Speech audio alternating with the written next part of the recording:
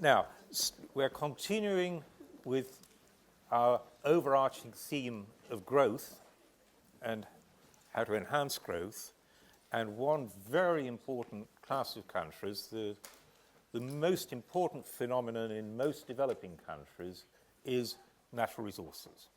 The combination, first, of a price boom that's happened over the last 5 years, that triggering a discovery process, and those discoveries now coming on stream.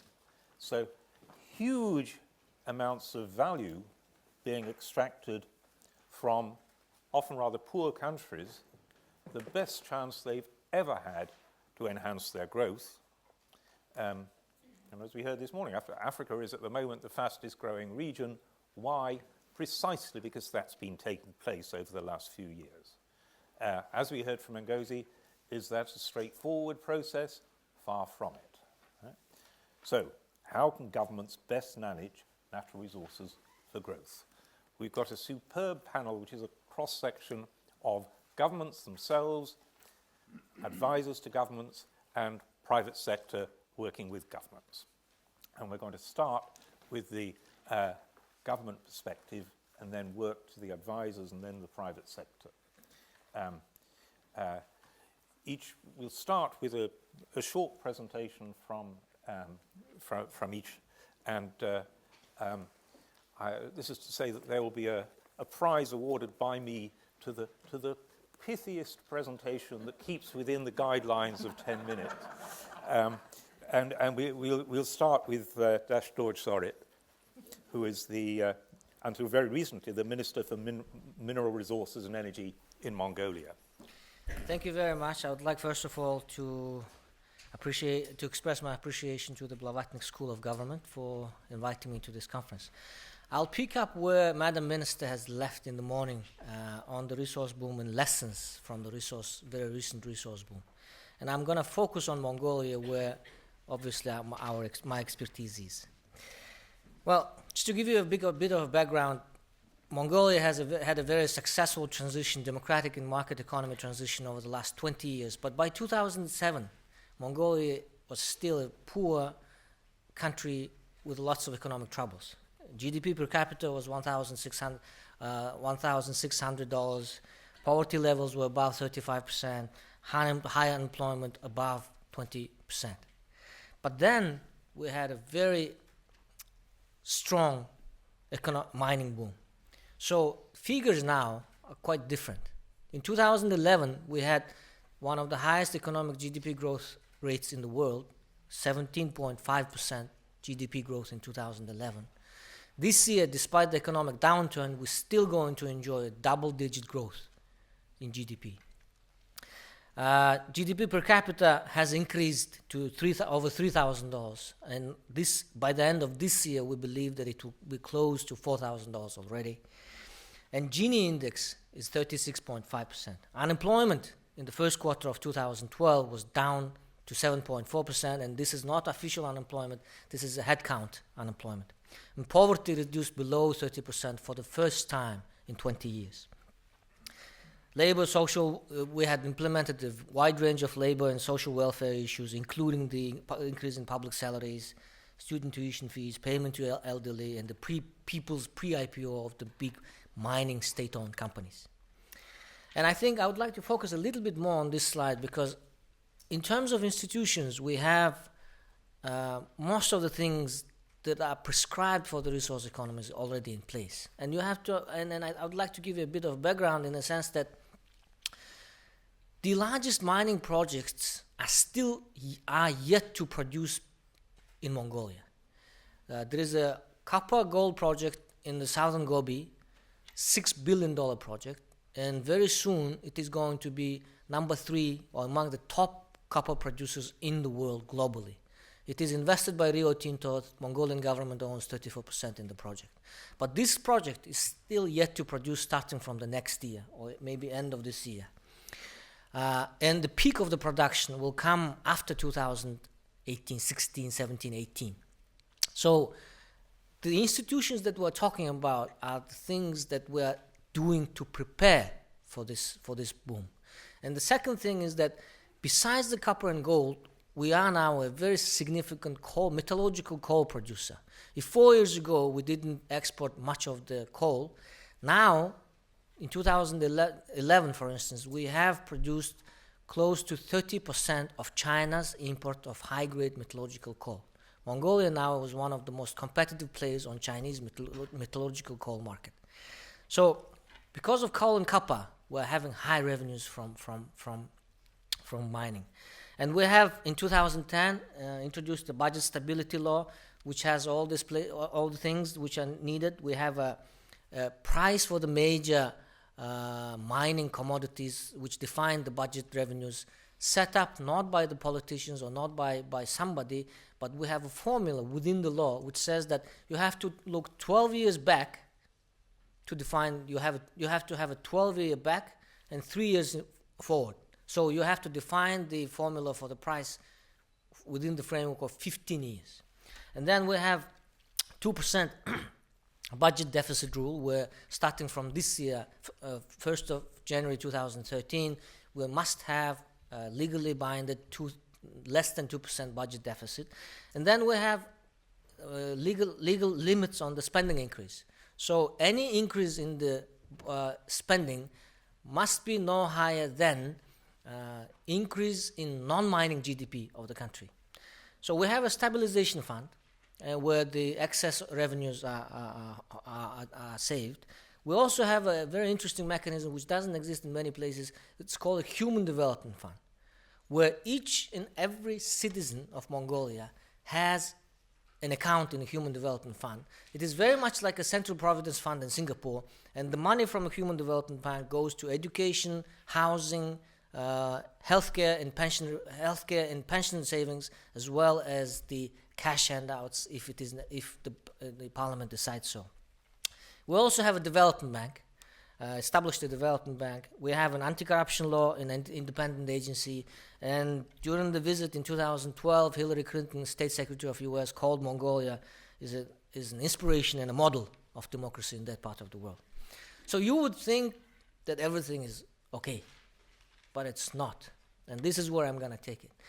2012 elections in the parliament has revealed a political discourse shifting towards more populist alternatives.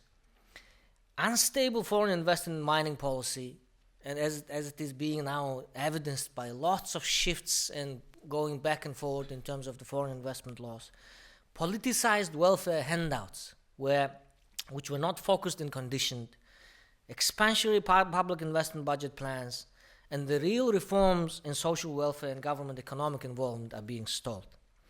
And there is a real threat of unstable policies with the long-term negative effects. And the question is why? And I think the key words, I've been looking through the literature and I've derived these key words from the latest book by Professor Collier, Plenary Planet. And the key words are informed opinion to be built that could agree on appropriate set of rules of resource management, institutions underpinned by popular understanding, sufficient political stability to build credible institutions that could administer a set of rules, and there is a key word called public prudence. And I think this is what is missing in most of the debates, at least this is what I feel is quite relevant from the case study of Mongolia, is that you can have a good set of institutions. Now with the development of theory, now we know what institutions are needed, what policies are needed. You can derive on the experiences of Chile, you can derive on the experiences of Malaysia. But the problem, you have to ask the question, if the theoretical background is there, why so many countries still get it wrong?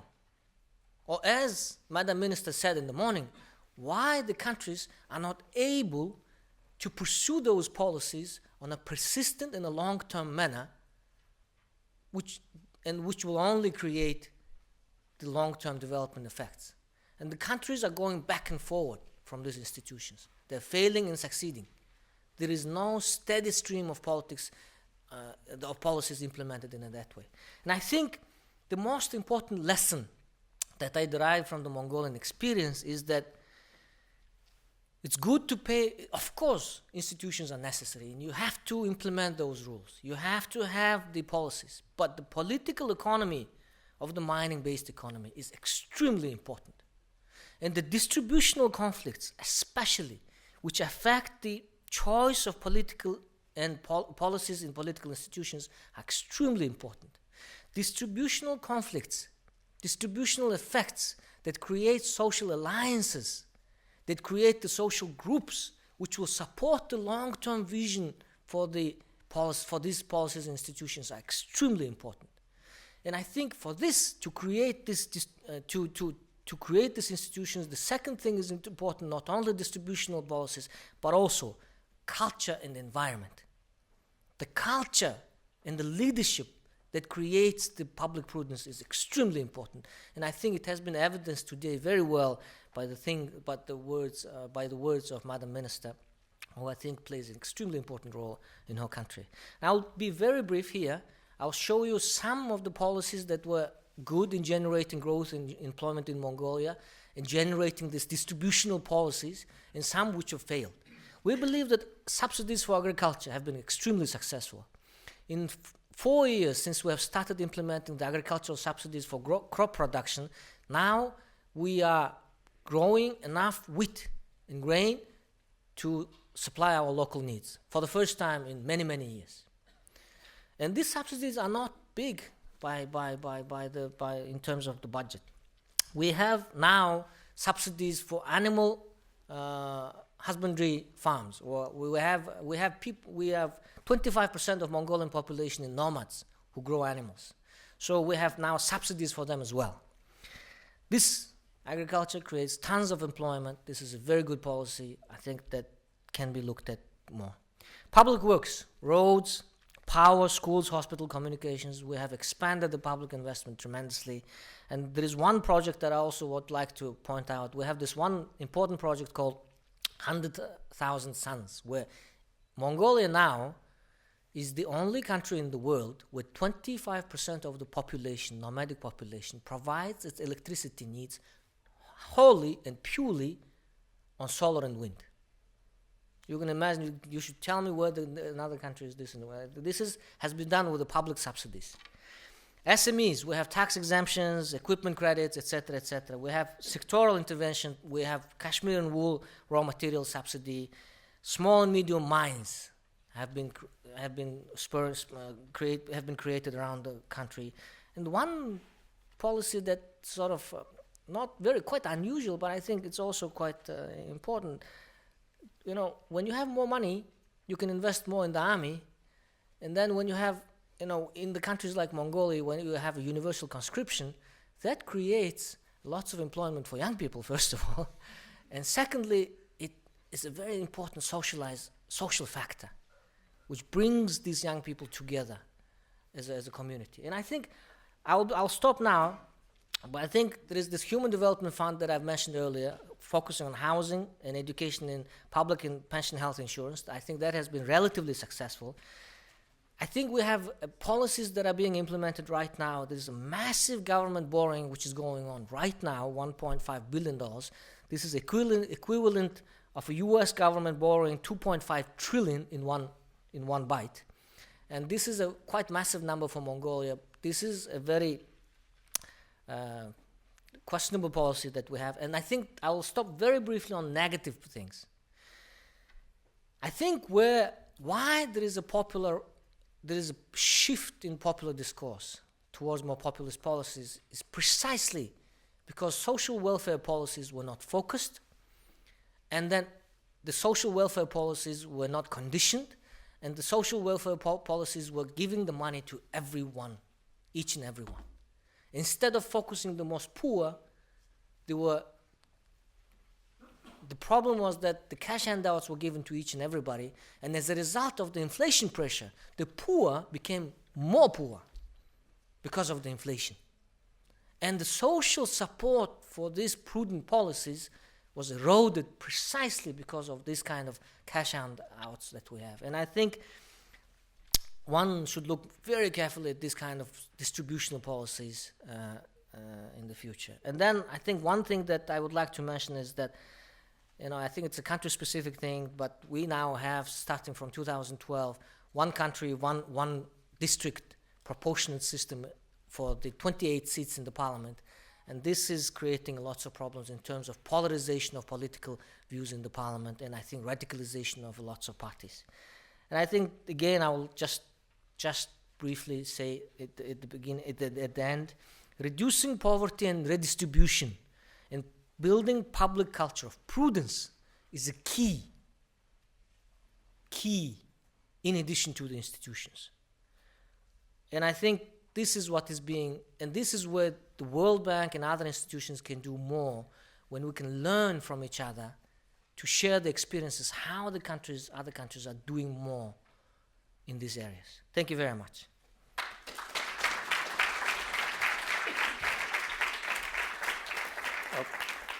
Thank you very much, Mr. Zorigt. You set a high standard. And now we continue with the government perspective, and we turn to João Carlos Ferraz, the Vice President of the Brazilian National Development Bank. Thank you. Before I start, really, I would like, I don't know if the word is homage, an homage to Oscar Niemeyer. Oscar Niemeyer died today. Oscar Niemeyer was 140 years old. Wow. And a leftist architecture. He's an icon of modernism. And more and more than I think, development is a multidimensional issue. And when I live in a building that was designed by a colleague of Niemeyer. It was designed in 1948. 1949, Raul Prebisch put out the Manifest for Industrialization. It took 10 years for this industrialization manifest by Raul Prebisch to be turned into policy. It has to do with what we're talking here. It took 10 years for the Plano de Metas in Brazil to be implemented when the first drive of modern industrialization went on. 10 years. This is when Brasilia was built as well. Now, my building was designed as a pilot. Is an icon of modernism. Was designed in 1948. And Lúcio Costa, the colleague of Niemeyer, he wrote after that it was a pilot of what they would do in massive, in scale in Brasilia. So the time of the architecture, and the time of the thinking both come into action was similar. So there is this thing here. So first one is Niemeyer. The second one is as inspiration. If this theater is for the T.S. Eliot, then what is required is not information, is not knowledge, is wisdom. So my underlying message here, I'm getting to the point. You cannot, I've been operating these government thing for 5 years. One should never underestimate the hardships associated with policy implementation. The key, tenacity and negotiation capabilities. These are very important things. Patience. Natural resource. I think that the issue of natural resource is very much associated. The classical terminology of the economists is the static. I think we can draw a parallel of the static versus dynamic comparative advantage. If you can build on what is there to change.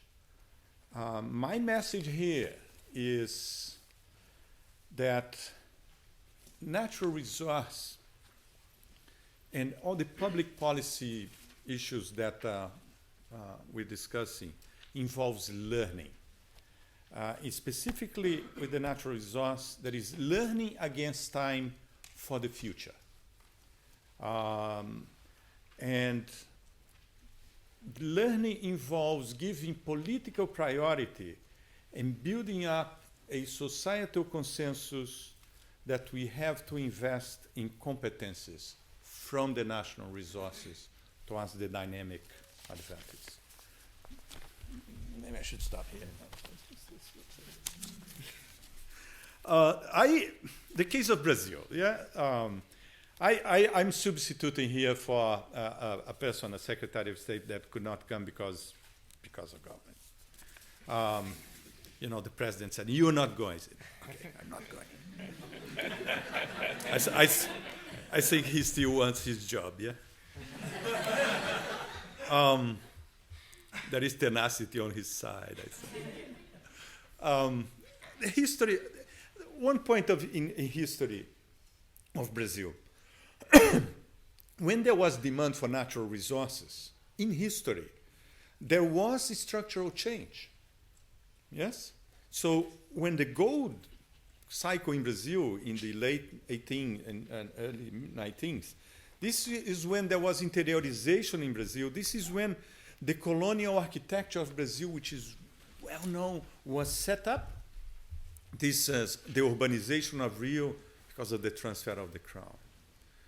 And the consolidation of the national spirit was then. After the war, this is when there was the industrialization, during and after the war. This is when Brazil managed to negotiate to set up steel industry and so on. So there was. But until now, yes, there was change, but not enough as when the cycle reverted that we escaped. Yeah? So it is, there was structural change, but not enough.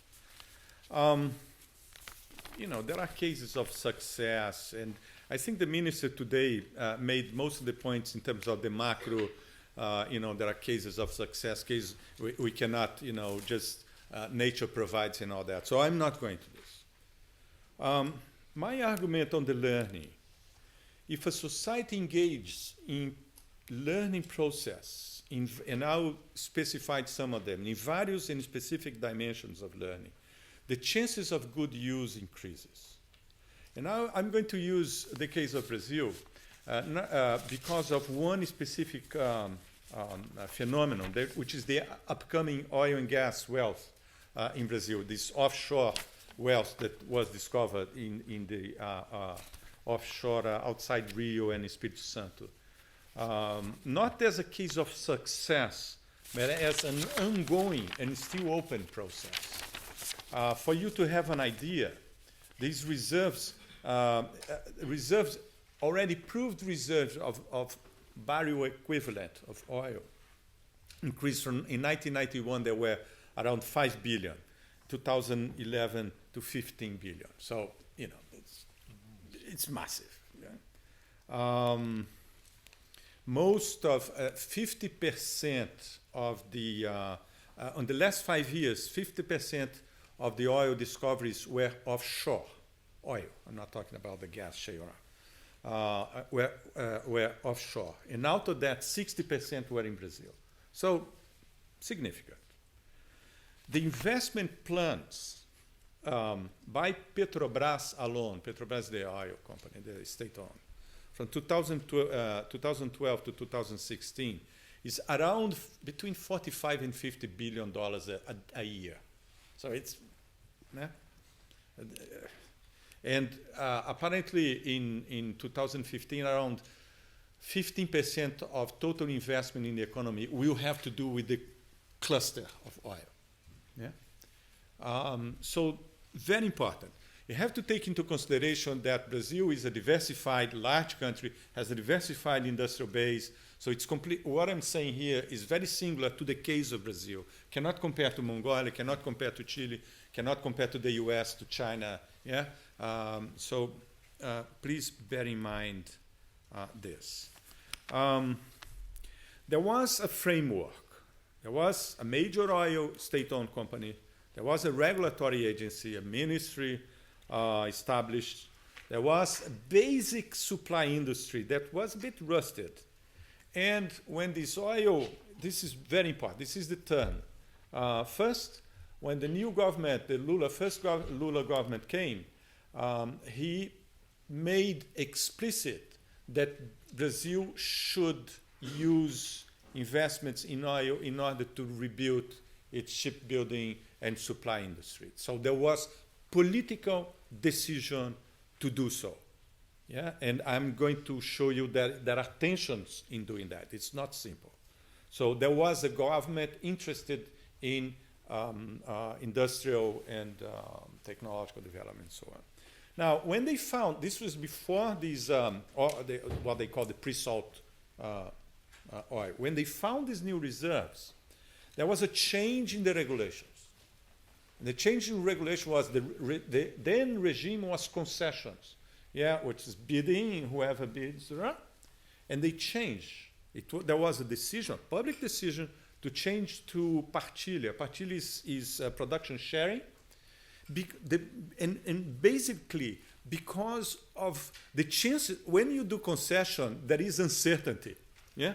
So it's people betting against uncertainty. In the case of the pre-salt oil, there was certainty, yes? Every 3 holes that they dig, there was oil coming out. So, you know, it's, so the production sharing meant that there is a bidding, but part of the production goes to the government in itself. So, so there was a change in the regulations that went all the process of the democratic process of changing the laws and so on. So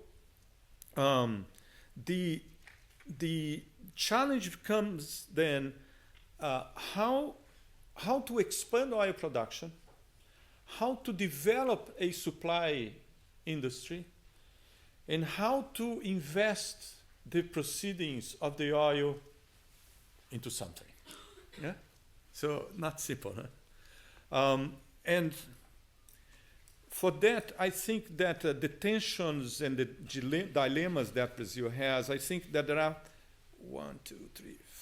5 learning dimensions.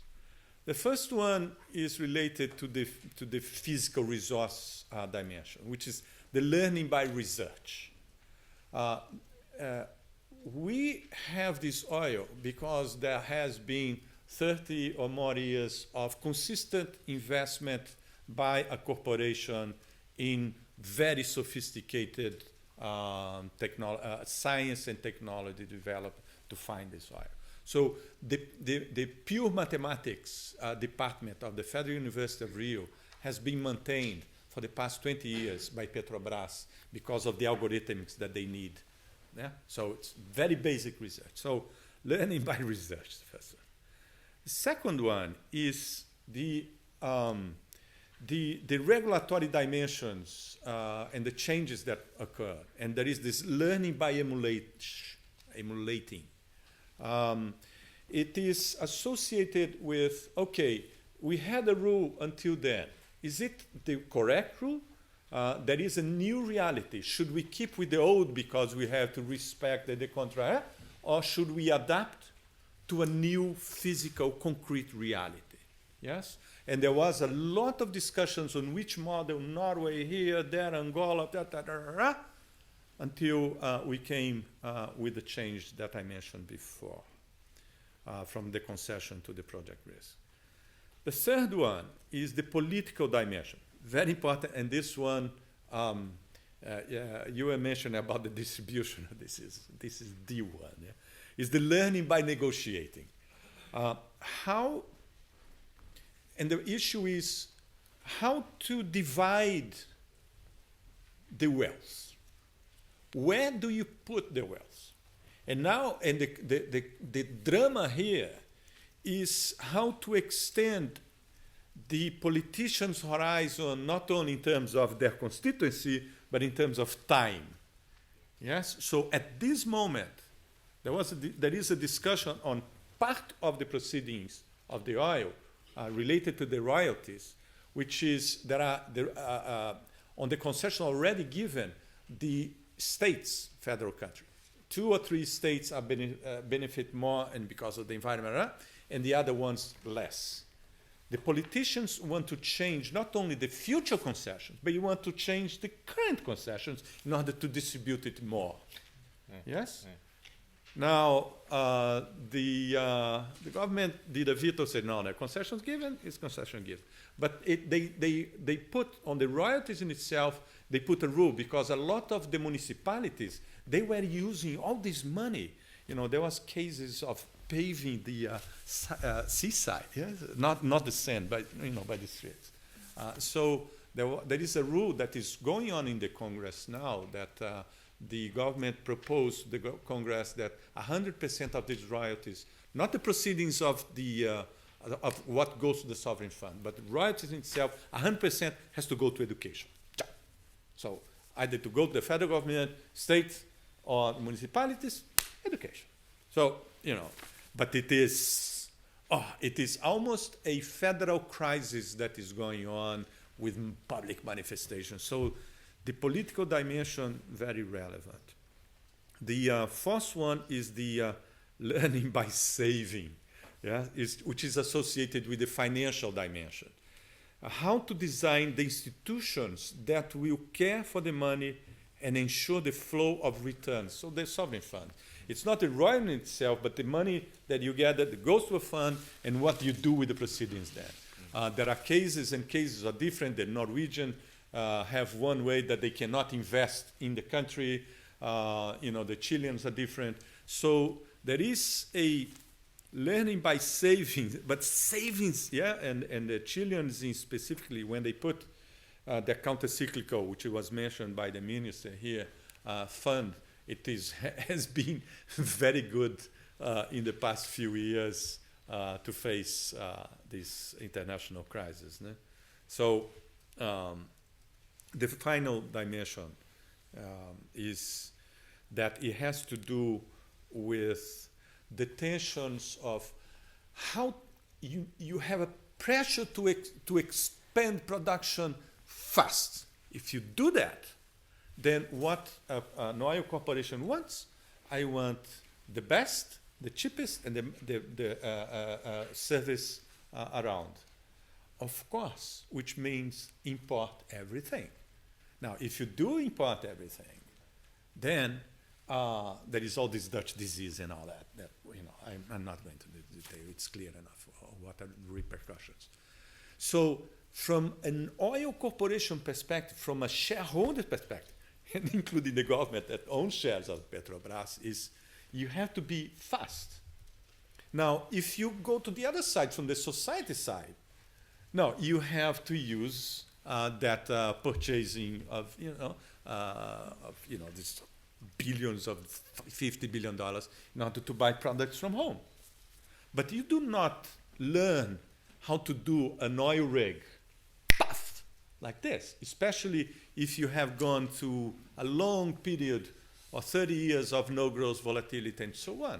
So we establish in shipyards, we establish production pipes, we establish technological service, we establish in this, and there is Jorge Katz, the professor of the learning process of industrial, which is here. He can talk all his career about this. The challenges of learning, in how do you speed up the learning process in order to supply someone, yes? So the tension, the managing tensions associated, the managing of time associated with that. Of course, if you want to buy from local, you're going to pay an extra price. But for how long? And what are the mechanisms that you induce someone to go into to the learning curve, down on the learning curve? It is very tricky, and there are no solutions and very complicated. So the learning against time for the future is a big interrogation, and everyone should be very much concerned with this. There are no magic solutions. Think. Let's see if T.S. Eliot inspires us. Thank you very much, Mr. Ferraz.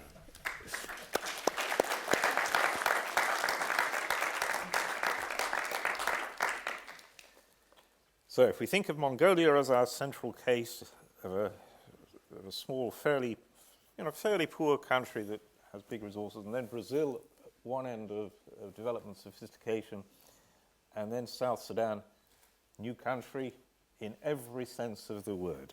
Dirk-Jan Omtzigt is the senior advisor for the government for the last 4 years. So over to you. Thank you.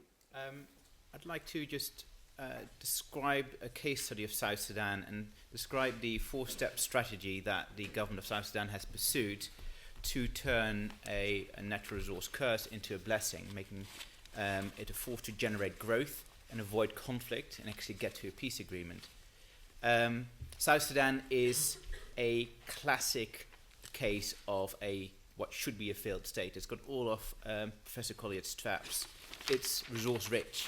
98% of state revenue comes from the sale of oil. It accounts for 82% of GDP. It's indeed landlocked as well. So the cost of transport, something from the economic center to the nearest seafaring port, is the highest in the world, and there's no internal connectivity. In 2005, it had 36 kilometers of road. Has a very weak governance, had no institutions. The only institution was the army, and had a set of phenomenally bad neighbors: Democratic Republic of Congo, Central African Republic, Uganda, and Sudan. And we're going to come back to Sudan. So this is going to be a paradigmatic example of a failed state, or is it? And so Professor Collier once asked me to write a book to describe this as a paradigmatic example of a failed state, and I thought what's more interesting is to see how we can prevent it from being a failed state. So that's what I tried to do, and I'm going to explain what I did, and you can be the judge of that. So the first step was to understand the channels through which natural resource abundance was going to be an impediment to growth. And so the first one was Dutch disease. So we needed to think of a good currency regime, because this was a new country. It needed a new currency, and we have to diversify away from reliance on oil. The second thing is that it would lead to weak institutions and weak governance, so we have to build robust institutions. And what we try to do is jump to the best practice, not a gradual approach, but jump to the best practice and think what literature tells us about that. Thirdly, it goes through the channel of overspending and external borrowing. So we needed to have a plan to spend our resources properly and have expenditure controls. And the fourth channel is through conflict. So we needed to resolve our conflict. So we need to think about this in South Sudan in the context of post-accession negotiations with Sudan. And there were economic negotiations and non-economic negotiations. The most important clearly was negotiations about oil.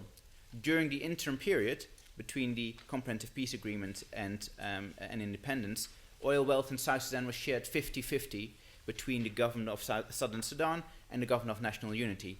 Clearly, with the independence of South Sudan, that oil sharing arrangement came to an end. But that would cause a major fiscal and, more importantly, a balance of payment shock to the government of Sudan. 95% of the exports of the unified Sudan were from oil, and suddenly Sudan would turn, the rump state Sudan would turn into an oil exporter to a net oil importer. So they had to deal with that. During the discovery of oil, Sudan has deindustrialized, so they had no other sources of foreign currency income. But South Sudan had to negotiate transportation rights through the existing pipelines that led to the Red Sea. So those are two big economic issues that we need to negotiate. And we need to negotiate the dissolution of a currency union as well, and the redemption of currency in circulation. On the non-economic side, the big issue that needed to be negotiated was the border. And in particular, in the border areas where all the natural resources are. For example, Heglig is where it's a major contested area, but also Kafia Kenji on the west, which has great uranium deposits. So step two was to try to solve these challenges simultaneously. So first of all, in this low capacity environment, think of appropriate solutions. So we thought about introducing a currency board to shield against exchange rate volatility, and that's very easy to manage in a low capacity environment. And then we thought about strengthening the legal framework. So we set up an audit chamber, and they've already uncovered enormous amounts of corruption, but it has served as a very good balancing force to the government. Then, together with the Norwegians, oil revenue management bill was passed, which set up a next generation fund, like the one in Norway, like the one in East Timor. And the petroleum law was just passed, and Global Witness says this is a blueprint for transparency everywhere. And we set up a development plan to diversify the economy, and the first step was infrastructure. The best illustration of how useful infrastructure was is when they opened up the road to Uganda, the price of beer fell by 50%. That's one way to get your population behind you, I think. But this got pretty complicated with the negotiations with Sudan. First of all, what Sudan was doing, they, against the agreement that we had, we were going to share one currency for an interim period of 9 months. They basically started a currency war and overnight changed their currency, making the currency that was in circulation, and southern Sudan couldn't exchange it for the new currency, making that worthless. More importantly, it didn't provide for the redemption of the currency, and therefore no reserves in the central bank of South Sudan. So it wasn't able to set up the currency board. So this became a managed float. But more worryingly, Sudan then staked a historic claim to the oil in South Sudan and started invoicing and charging 6 times as much as what was normal for the transit of oil across Sudanese soil. So what this was a fight for regime survival. And this led to an escalation. Sudan started to steal all of South Sudan's oil it tried to export. And South Sudan had no choice but to close down all its oil fields. Secondly, the territorial issues were militarized, and a war erupted in April, whereby Sudan invaded South Sudan in April of this year, using Heglis as a staging ground, and South Sudan counter-invaded. So we were exactly at a lose-lose situation. It couldn't get any worse. So step 3 was to recognize these were major blessings in disguise. First of all, it demonstrated that neither side, the fight on the border demonstrated that neither side had military superiority. So there was no military solution. Sometimes there was a military solution. Here there was no military solution. Very well armed, two well-trained armies standing against each other. There was no military solution. Secondly, the oil shutdown gave rise to the first signs of an Arab Spring in Sudan, which is really very helpful in putting pressure on the regime. And certainly remembering that the coup in the 1980s was because of the increase in the price of bread. So when people see the price of basic commodities rise, that is where democratic pressure comes in. And thirdly, we had the international community step in and say, well, you've gone too far. So the Security Council passed Resolution 2046, which calls for an immediate ceasefire, a buffer zone, but most importantly, it set a deadline. You said you've got 3 months to negotiate, and if you don't negotiate, this is what the African Union Peace and Security Council said, we will impose a solution. So, and this was a relatively credible deadline. And lastly, this shutdown was, it sharpened the mind of the leadership in South Sudan as well, because suddenly they realized they had a finite resource, and they had to start using it a lot more carefully. So this set the scene for a solution, and that's the final step. And so the final step was to put the final pressure on and give an alternative. So South Sudan started the acceleration of the building and of 2 alternative pipelines. So they signed intergovernmental agreements with Kenya and with Djibouti and Ethiopia. And started to look for oil-backed loans to say, well, we have an alternative, or we try to say we have a credible alternative. Not going through Sudan is a credible threat.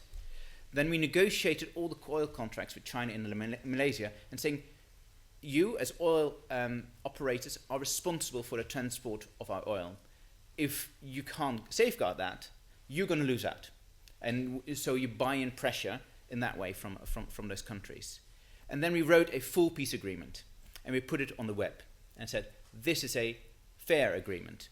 And some editorials started to come up and said, well, this is too good to turn down. I mean, our economic woes in Sudan are simply because of the fact that our government, our leadership in Sudan is not willing to accept that deal.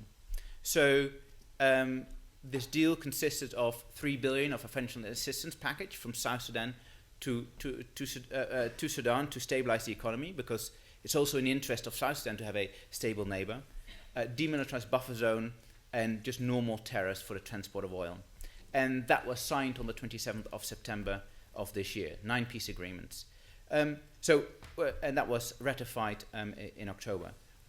We're not out of the woods yet. I mean, the perilous road of implementation is just starting here. But having drawn on some of the knowledge and some of the theory that we have learned has allowed us to at least give South Sudan and Sudan the best chance of economic growth and a durable peace between the two countries. Thank you.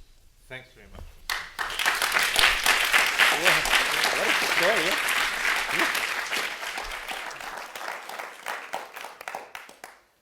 And finally, the private sector view of governance in resource-rich countries. Deborah Valentine is the group legal executive and public affairs executive for Rio Tinto. She's on the main executive council. Deborah. Thanks, Paul. How much time do we have left? Keep it within 5 to 10 minutes. Okay.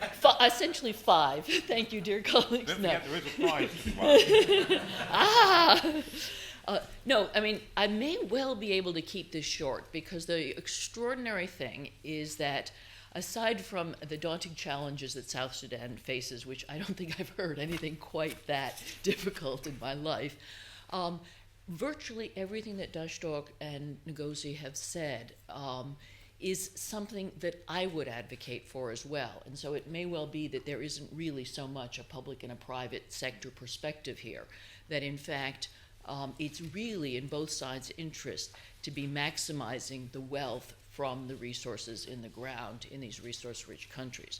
So what do I want from governments? I want a policy climate that encourages investment. Now, what does that mean? That means a transparent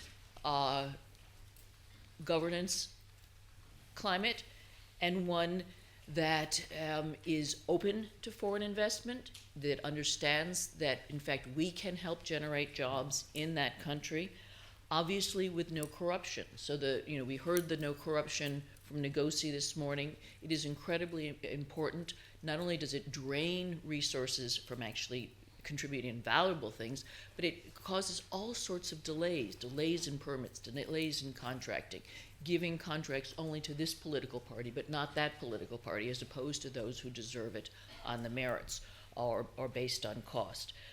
Observance of rule of law. We heard this again and again today. And this, too, is something that is so critical. We are investing for 50 years.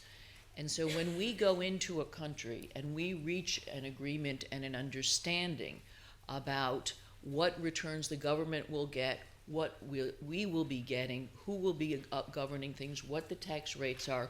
In a sense, it's almost a bit like what we were talking about, what you mentioned in terms of long-term government, and what we were talking about at lunch today.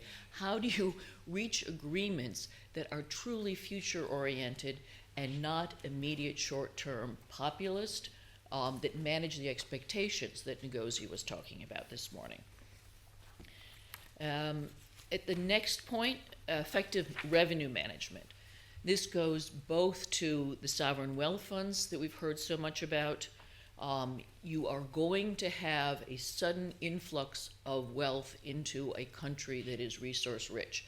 You want to prevent inflation, you want to prevent real currency rate appreciation, and the way to do that is essentially to drip feed the economy, to establish a sovereign wealth fund, and slowly over time, you're not just managing expectations, but you are ensuring that your economy does not look like that first chart that Ngozi put up with the peaks and the valleys, but is trying to really be more sustainable and much less volatile.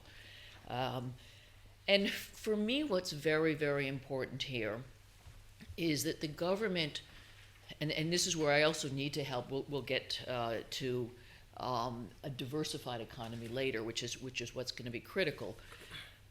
But the government really needs to develop the capacity to collect taxes legally where they're due and across as broad a base as possible.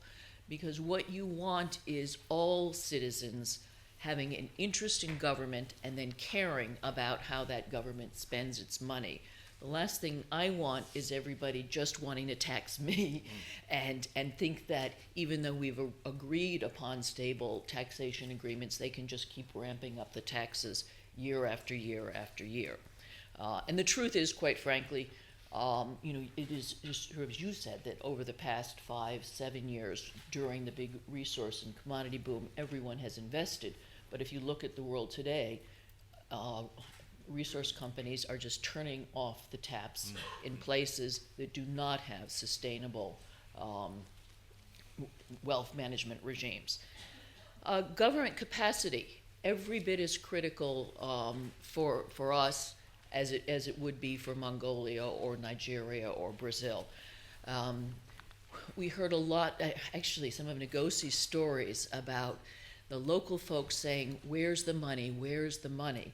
We get that all the time. It is absolutely critical when we go in to work with communities to create, we want to create local suppliers, we want to create local businesses, and we want to create local employment. So we'll set up training centers, we'll set up schools. Now we don't want to do schools, which should be a government job, but often in a remote area, that's something that we really need to do and figure out how to then transition so the government does not become dependent on us over time. But I would much rather be seeing the government trying to get technical assistance from the World Bank, from the IMF. I think that actually also contributes to not having the government change its policy. So once the money starts rolling in, deciding, oh, let's grab for more. If you sort of can stick with IMF and World Bank prescriptions for how to manage wealth over the long term, you will be slightly, shall we say, dissuaded from once the money starts rolling in, then over-promising it to too many people who will keep demanding more and more in terms of commitments. I think if you think of some of the overcommitments that Negoci was talking about this morning, again, if you can think about what can we slowly provide in terms of things that are not long-term commitments that we can't ramp back on if suddenly resource commodity prices fall, that matters as well. And even, and so not only do I want transparency at the federal level, so as she was talking about publishing what in fact governments receive, I want governments to publish where they send the monies down to the regional and the local levels, so the local communities will know how much their governments are getting. And so when we pay taxes at the federal level, but they have been promised to the localities, the people in the localities will know if the money's landed there or not. It's one thing we're actually trying to work on through EITI, through the Extractive Industries Transparency Initiative. I'd also really prefer to be negotiating with a government that has real negotiating capacity. So what Paul and I are working on in Guinea is in fact helping to create a fund for the government to hire advisors I hope that are as smart as you are, so that when we negotiate the basic investment agreements, they won't suspect us of things. They'll be able to trust that what they've got is a sustainable long-term investment. And that upfront money is actually worth its weight in gold for both sides, because you will more likely get to the right solution. Finally, I guess where we really both have twin aims is we do both want to maximize the wealth that comes from these resources. So, of course, I need to return some to the shareholders. You need to return some to your citizens, and we'll reach a fair agreement, a reasonable agreement as to how much that should be. I think you got a pretty good deal. We're going to be contributing, I think, about 30%, if all goes well, to Mongolia's economy by 2019. I think you're currently getting about 55% of the cash flow in terms of taxes and royalties. We've also got a great deal we've put in all the money thus far, so we've invested the $6 billion. I've got nothing back yet. We pay taxes as well. But, again, if you don't manage expectations, people will continue to ask for more. We could probably get in discussion a bit more into how we best do this so they are not just dependent on a single resource, because it's not going to work for any of these countries. If you're just dependent on oil, you're just dependent on copper or even met coal, which isn't bad. What we really all need, I think, are to create infrastructure corridors to foster development, to continue to ensure, we heard earlier about the need to continue to maintain and sustain agriculture, because, you know, eventually the mine will be depleted. It will run out. And we need to have developed then an economy that will sustain itself over time. So in Mozambique, we're working around the community to, you know, we've now got, you know, chicken farms, we've got sheep farms, we've got all sorts of things to enable people to, and not only will they be growing and selling these things, but then they'll be now setting up canteens, because they've got a great captive labor supply at the mine that they can sell food to. So they'll be providing the lunches and things like that. But that needs to expand into the tradable economy and not just a service economy. And obviously, that's one of the challenges for all of us. So I'll keep it real short and leave us time for questions. Thanks very much, Deb.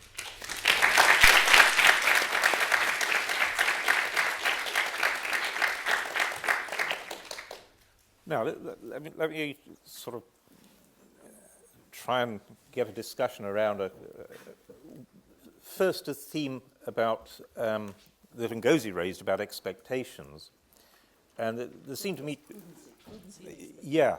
Well, there seem to be two problems here. One is, I think Mr. Zorigt gave us a good example of where the government was more prudent than the population, if I might put it that way, and that itself then gets you into problems, and then for South Sudan, in a way we had the problem of you discover the resource before you've got agreement on whose resource it is. You've got, to an extent, a similar problem within Brazil between the national and the local, as to you discover first and then, and we see this most dramatically in Turkana in northern Kenya, where essentially the local Turkana population learned two things at the same time. One was that they were sitting atop a lot of oil, and two, that it wasn't theirs. And they seem to be less euphoric than they might have been about that. Here's the problems, the potential for conflict and disagreement about whose it is, and the potential for this inflated expectations which then drive populism. What can be done? If I may. I think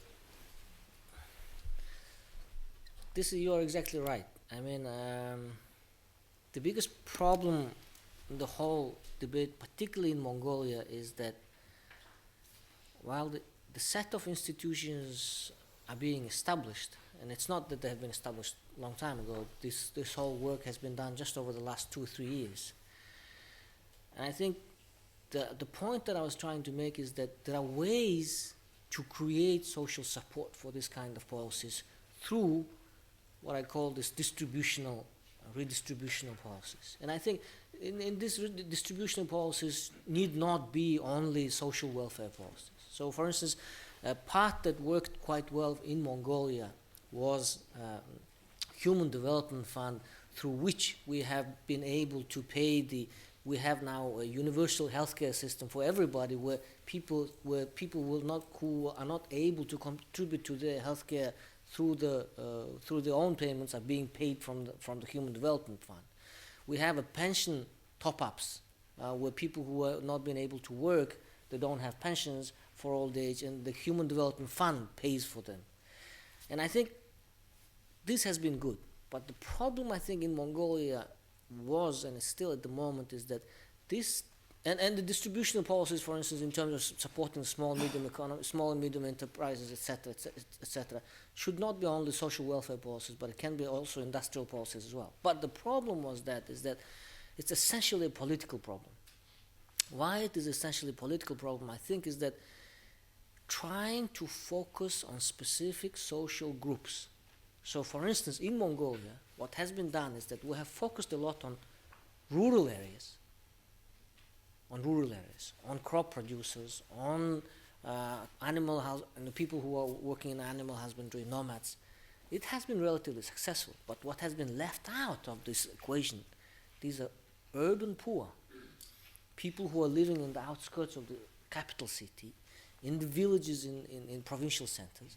And these are the people who have been left out of the social equation of this distributional process. And I think the major point the conclusion that I'm making for myself now is that if we are to succeed in creating this, in not only creating but sustaining these institutions over the long time, because sustaining these institutions means keeping the political stability and political consensus around these institutions, if we are succeeding in this process, we ought to find a way to address the urban poverty.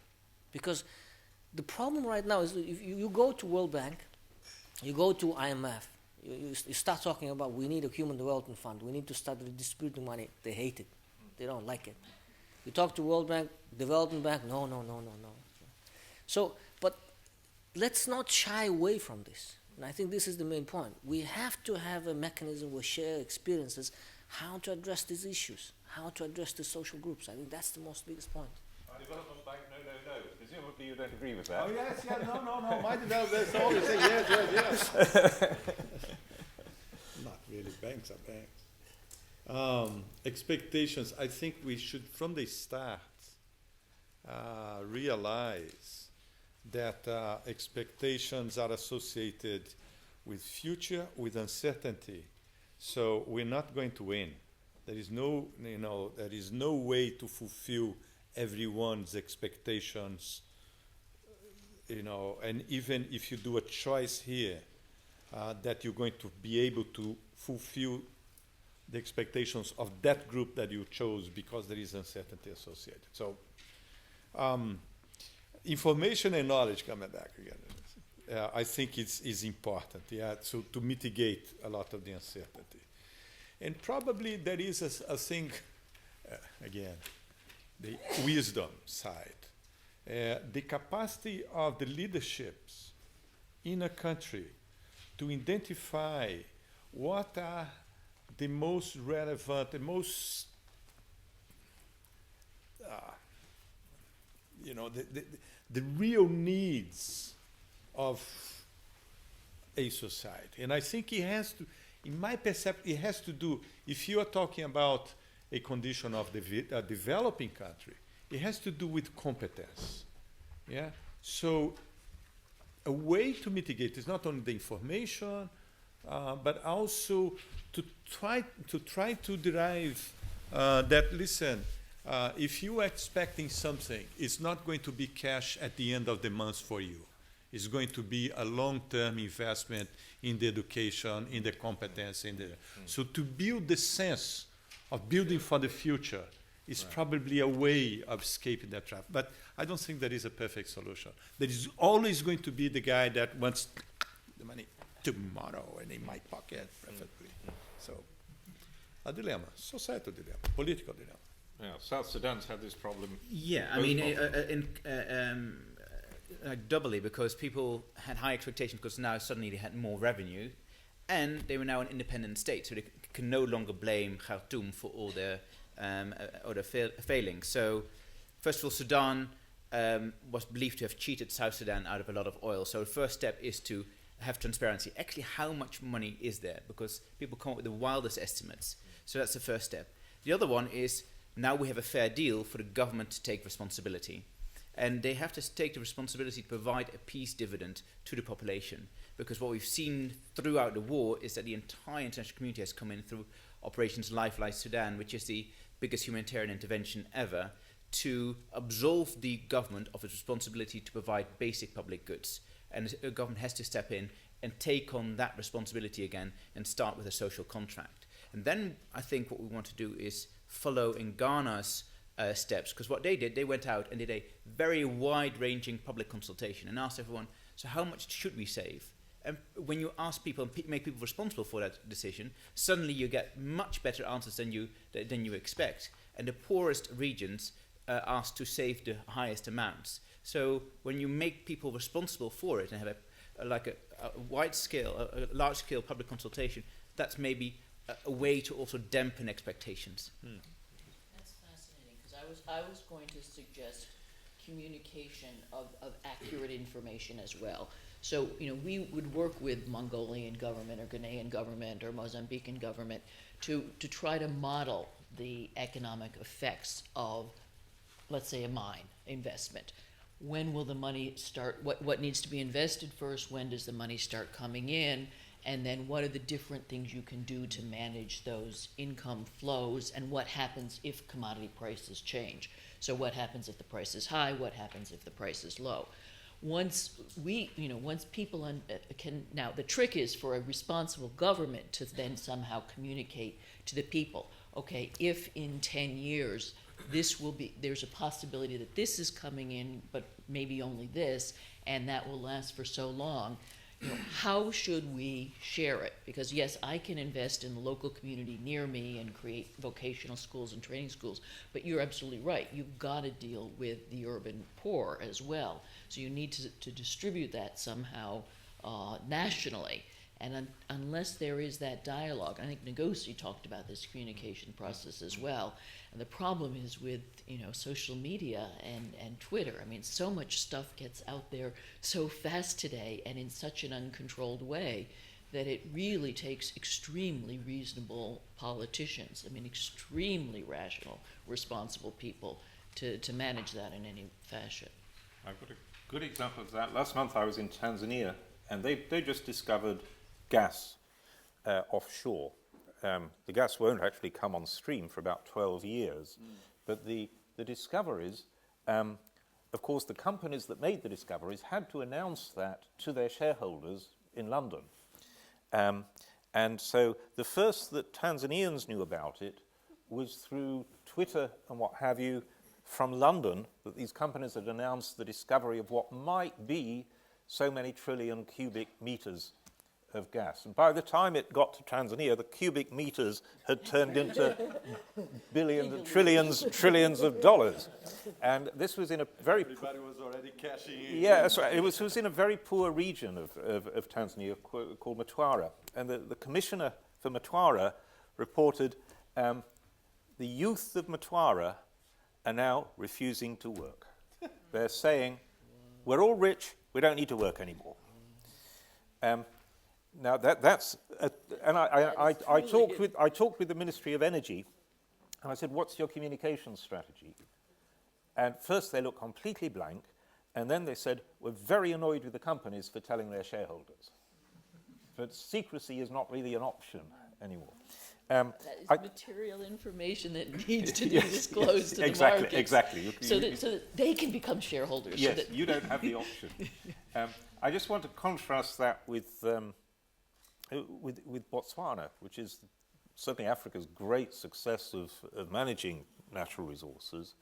And there, the government did, over a long period, proactively have a communication strategy. And it was around a very simple but powerful message, which was, we're poor, and therefore we have to carry a heavy load. So the imagery of a poor peasant woman carrying a heavy load. And what does that... So this was an image that everybody in Botswana could understand. And what did it mean? It meant, because we're poor, we're going to have to work hard, we're going to have to invest, we're going to have to be patient. If you think about it, it's the exact opposite of we've discovered gas, we're all rich. Yeah.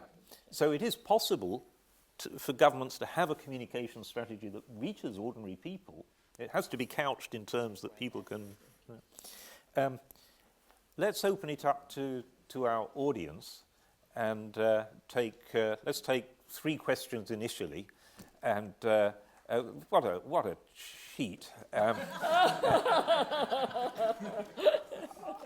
Just as your minister felt obliged in order to keep his job not to fly here, I feel obliged in order to keep my job to let the Dean ask the first question. In future, I would discourage Deans from asking questions. It's a quick one. Today we've heard from a series of outstanding policymakers about their kind of blueprint for policy. And in every case, it's a textbook, it's perfect. They've got exactly the right framework. You've each presented exactly the right framework, as did the two ministers this morning. And every single one then had phase 2, where it all went wrong and it wasn't possible. And I think every policymaker has said this is about the politics of implementation. It's about being captured by vested interests. It's about the backlash against policy and how we do it. So I just wanted to ask a question of each of the policymakers here. Where is it that you get the best advice on how to implement the plan? Clearly you get great advice from the IMF, from the World Bank, from academic colleagues like those who hope to remain employed by the Blavatnik school and the chairing of Plenary. You get great advice on what the policies should look like. But where is it that each of you get the best advice on how to make it work politically? Is there a good advisor out there, and who is it? Right, that's a great. That is good. That was legitimate first question. Yeah. Being passed. But except that it was too difficult, so let's have two more so we can forget it. My question is for the case in South Sudan, and it sort of goes back to the point that you said, Ms. Valentine, in terms of, in so many of these emerging countries, there is really no infrastructure for government. Just a second, I think our microphone's not working.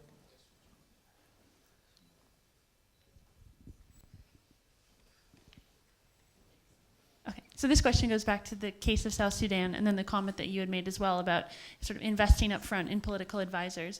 And I was wondering, how is it that those decisions get made, or sort of what was the path in terms of starting the initial framework for the government infrastructure, choosing advisors for the government, and sort of setting the government on a good path to pick non-corrupt, well-educated, well-informed policymakers to head those decisions? Thank you. One. Yeah. One. I'm sorry. So some academics have argued that the best way to protect your natural resource wealth is to keep it in the ground. And obviously, if you look over the past 2 decades, there are many countries where that's a fairly compelling argument. Given the nature of some of the countries that are discovering oil and gas and minerals at the moment, what do you think the minimum criteria for extraction should be? And do you think they should be institutional rather than, as they are at the moment, kind of technical and project-based? Let's actually, since there are 2 questions down here, let's just take them so that we, at the risk of overloading. Thank you. I would like to hear more from the panel about environmental sustainability. We haven't heard a word about climate change, about biodiversity, about desertification. There is a lot of that going on in relation to mining, in relation to the oil sectors, etc. It seems to me that in a long-term perspective, it's not just private profits what are important, is from the social point of view, what's going to happen to the environment for the next generation. We have here a trade-off between the present generation, about which you all talked about, and the next generation, which is going to receive from us more desertification, more climate change, etc., etc. What's the view of the panel? Thank you. And then the final question at the front.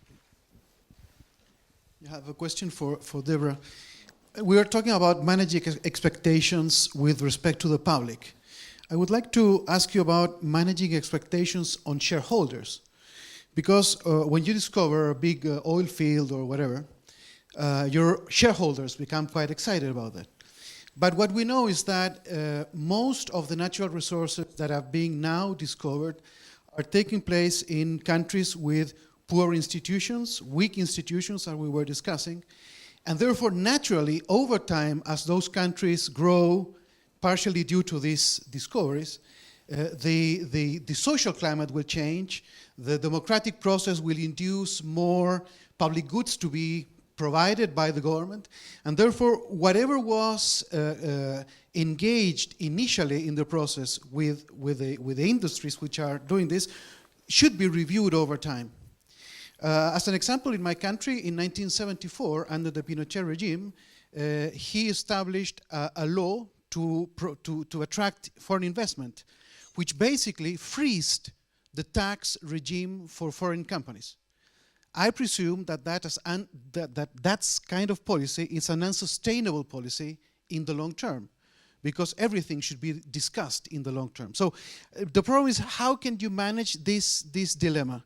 So you have your shareholders that they want a return on the capital they have invested in your firm, but at the same time you're dealing with governments that will need to review whatever the agreements you reached in the first place at the beginning. So how can you manage that process?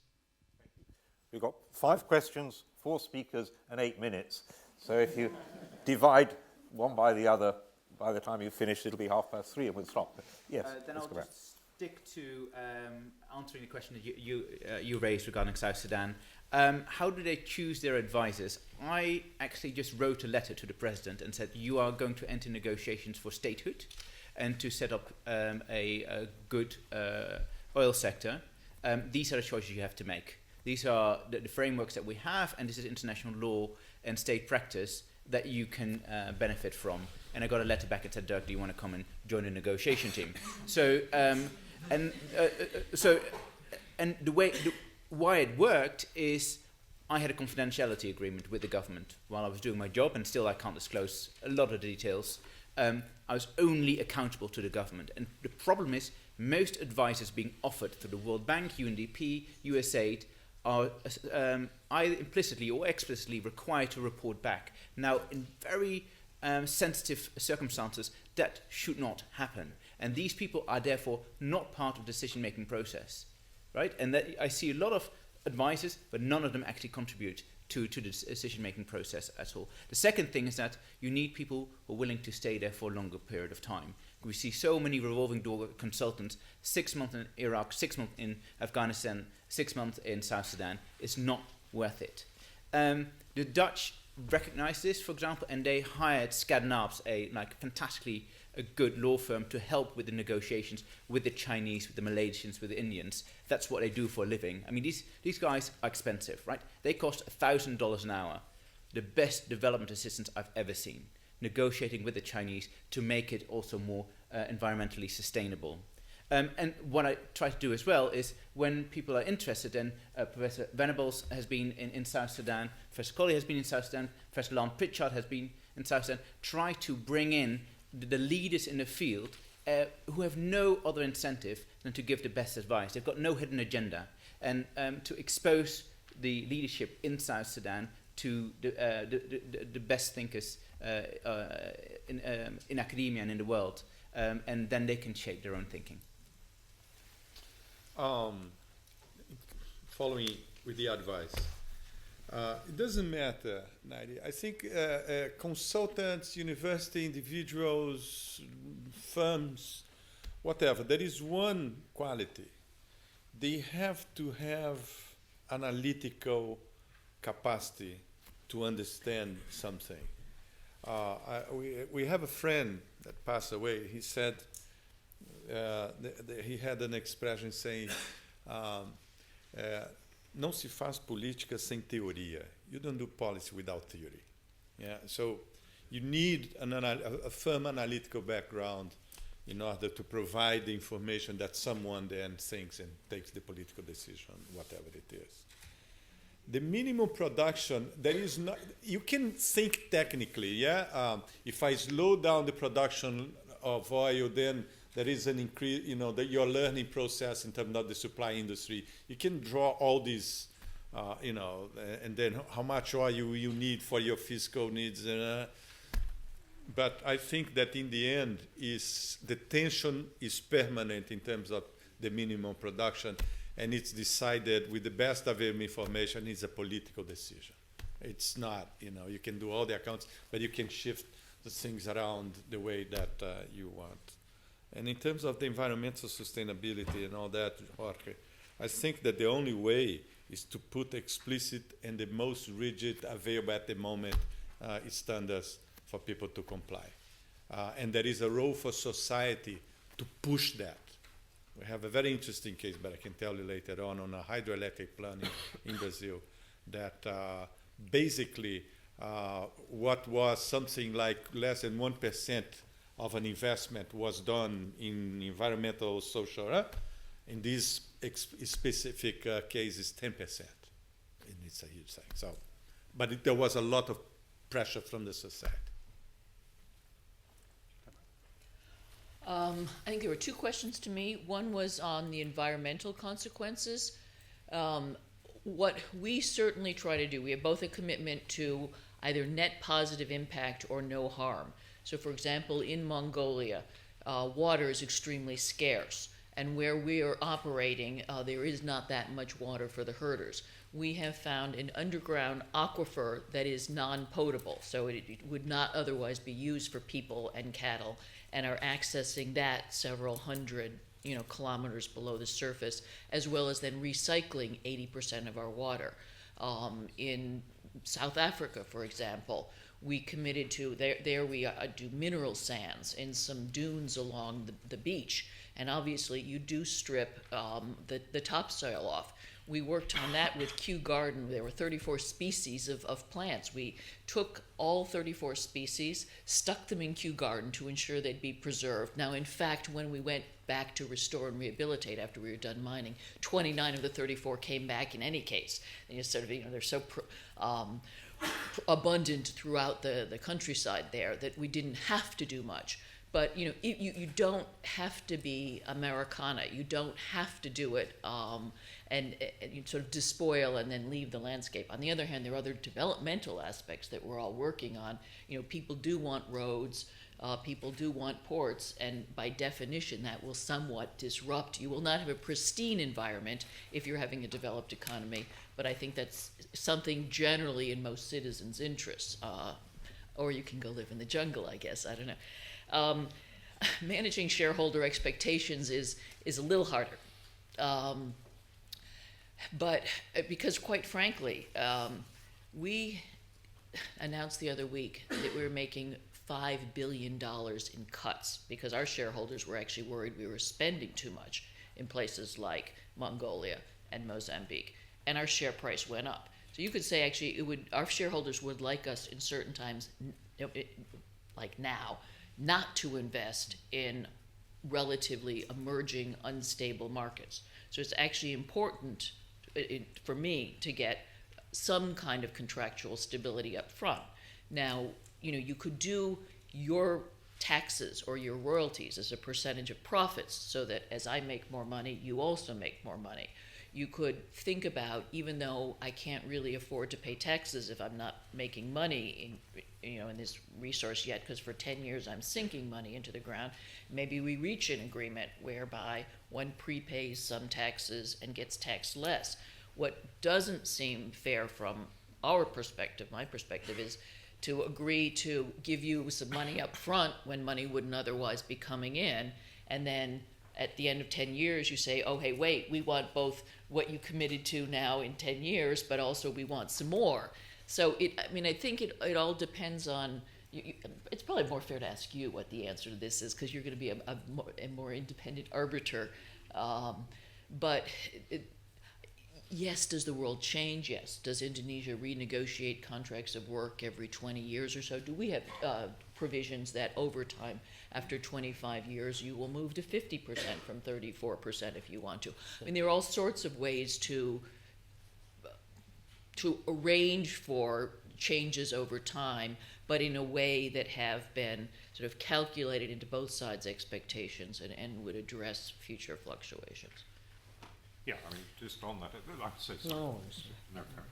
I think when we're talking about expectations, what I also try to say is that on the one hand, managing expectations is a public policy exercise, but on the other hand, delivery, since you can't deliver to everybody everything that he wants and expects, you have to deliver to those portions of the society who are first of all in most need, but secondly, as you said, it's a political exercise whereby you create coalitions of support for those policies in the future. I think this is a very important distributional effect. Then going to your question about where do we learn and where do we go on that, for instance, on the more sort of on the fiscal side of the issues, when you were talking about the budget stability law, etc., it's relatively easy these days. For instance, we have brought through a World Bank, a former minister of finance from Chile, has been a tremendous help. And then we did this budget stability law. Now he comes back and says, oh, you have this formula where you look 12 years back and 3 years forward, and it's not a panel of people who are doing that price, it's actually a formula. Now, I think I have to go back and tell the Chilean government that this is a good formula. I think now on the theoretical side, on the fiscal side, there is a relatively good sort of body of expertise. But the problem right now is that when you were talking about this, as I said, social and political effects of it, there's really little, you can't go anywhere. For instance, when we say, Ngozi today in the morning was talking a lot about infrastructure, how you should spend money on the infrastructure. When you spend hundreds of millions of dollars on the infrastructure, you definitely need a mechanism how to choose the most efficient roads, how to choose, it's lots of questions associated with it. And the best way, we believe, it was to establish a development bank. Where to go? Unfortunately, if you look at it, there is lots of literature on how the development banks failed.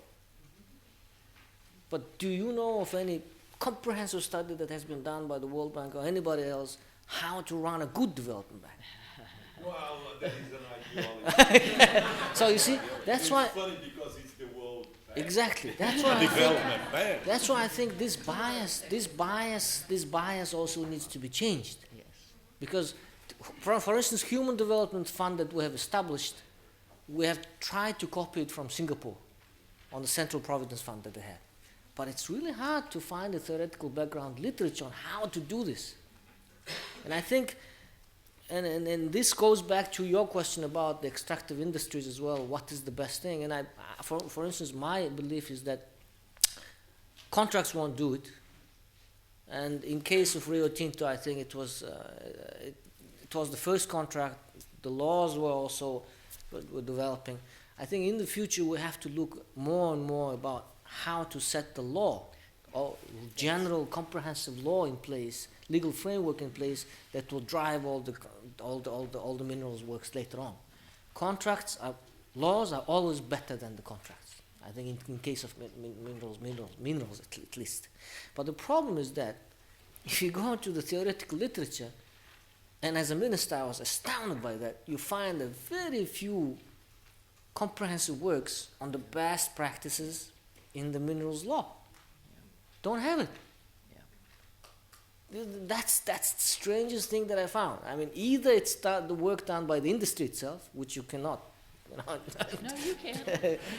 you can only partially, draw upon. It would be informative, but I would it not would be rely very. on It would be exactly. It would be very informative, but and only recently, I think the books, for instance, The Plundered Planet, all this literature, which is drawing the generalized lessons on what is the framework of the law should look like on the mineral side. I think only recently this body of literature is developing on a more generalized level, and I think if Blavatnik School of Government and people who are working on this issue, institutions would focus really more on that side, I think that would help the governments a lot, and particularly the governments like South Sudan who are just going into that area now.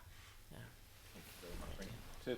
To return to Naira's question, the near monopoly of technical advice on these issues until very recently has been the World Bank and the IMF.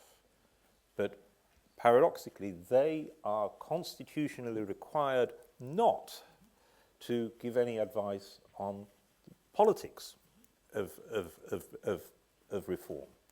And so the paradox is that even if you were to bring in political advice, it would be separated from the technical. And what is clearly needed, I mean, look at Ngozi's story this morning, is an integration of the technical with the political. And that's not been on the menu, which is why, on the whole, we're observing failures rather than successes. Now, to close this panel, I think we've been observing success. So we've had. I'm now in the embarrassing position of having to award my prize, and I've only got one prize and 4 very capable contestants. I think by a very, very small head, I'm going to award this to Mr. Zorigt, which actually is fortuitous because this is the bottom billion translated into Mongolian.